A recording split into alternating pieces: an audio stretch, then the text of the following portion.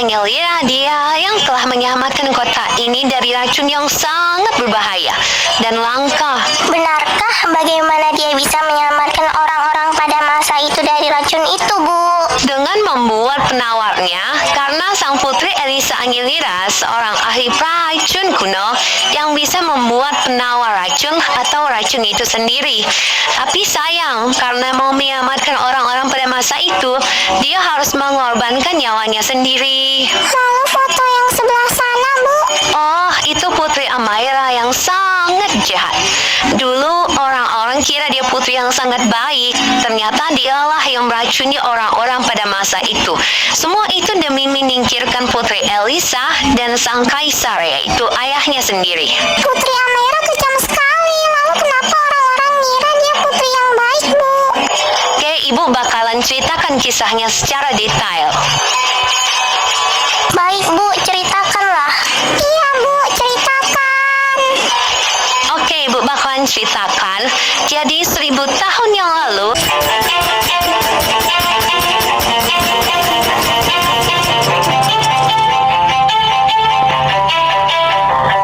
hiduplah dua putri kaisar yang sikapnya bertolak belakang.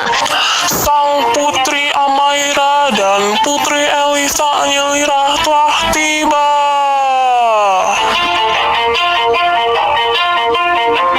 Salam hormat, Yang Mulia Kaisar. Sang putri pertama adalah Amaira.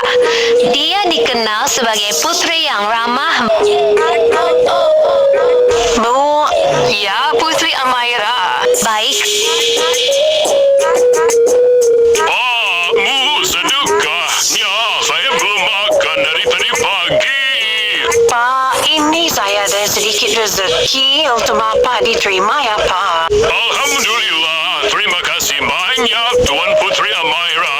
Ya, sama-sama Pak. Moga-moga berkah ya. Taichin dan dikenal sebagai putri penyembuh kuno. Tapi sebenarnya Putri Amaira orang yang sangat jahat. Kamu bagaimana sih? Maaf, Tuan Putri Amaira. Saya benar-benar nggak sengaja. Maaf. Ini sakit tahu. Gara-gara kamu nggak benar nih serambut tuh nih. Jadinya sakit nih, rasain nih. Tidak, jangan. Licik, kejam, dan iri hati. Semua kebaikannya cuma pura-pura.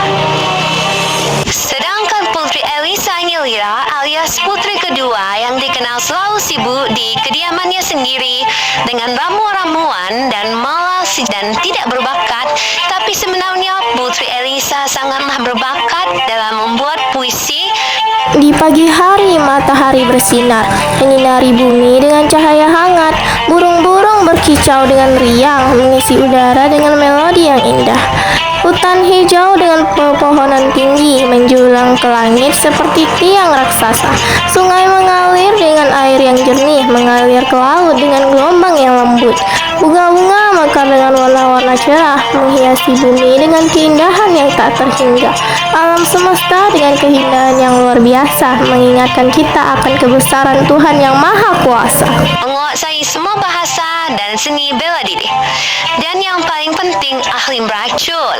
Hari-hari Putri Elisa selalu sibuk di kediamannya sendiri sampai suatu hari Kaisar mengundang kedua putrinya untuk kontes. Siapa yang layak untuk menggantikan Kaisar? Pesan dari Kaisar.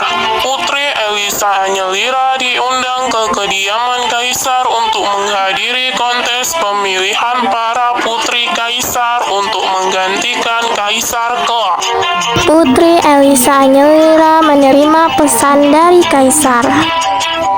Begitulah Putri Elisa akhirnya keluar dari kediamannya dan mengikuti kontes tersebut dengan penampilan yang begitu cantik. Apakah Putri akan menghadiri kontes itu? Ya, aku akan menghadiri kontes itu. Lagi pula, udah lama sekali aku tidak keluar dan datang ke kediaman Kaisar. Jadi, siapkan pakaian yang paling cantik dan menawan untukku. Dan jangan lupa, harus warna hitam ya. Baik, Tuan Putri Elisa, saya akan segera menyiapkannya.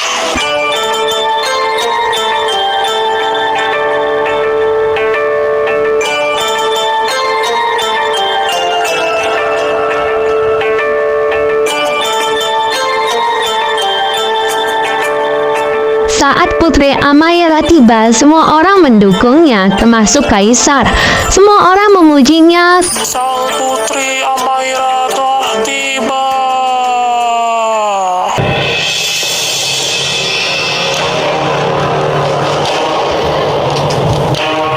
Salam hormat, Yang Mulia Kaisar. Wah, pasti Putri Amaira yang menang karena dia kan putri yang berbakat dan baik hati. Wah, Putri Amaira, saya harap Putri Amaira yang akan menggantikan saya sebagai kaisar. Dan saya harap kamu ada orang yang tepat untuk menggantikan saya sebagai kaisar. Jadi berusahalah untuk menang di kontes ini. Terima kasih Yang Mulia Kaisar yang telah mendukung saya selama ini, dan saya harap saya tidak mengecewakan ayahanda Yang Mulia Kaisar. Bagus, Putri Amaira, saya harap kamu tidak akan mengecewakan saya. Bahkan hari ini Putri Elisa Angelia tidak hadir seperti biasanya. Apa? Bahkan Putri Elisa Nyuira hari ini tidak hadir. Kenapa saya harus kelihatan seperti dia? Tenang Kaisar, kemarahan tidak baik untuk kesehatan Yang Mulia Kaisar. Baiklah. Jadi karena Putri Elisa Nyuira tidak hadir, saya memutuskan bahwa Putri Amaira akan... Setelah itu tibalah Putri Elisa Angelira. Semua orang terpikat akan kecantikannya, tapi semua orang mengejek dan menghinanya karena mana mungkin Putri Elisa bisa mengalahkan Putri Amaira. Sang Putri Elisa Nyelira telah tiba.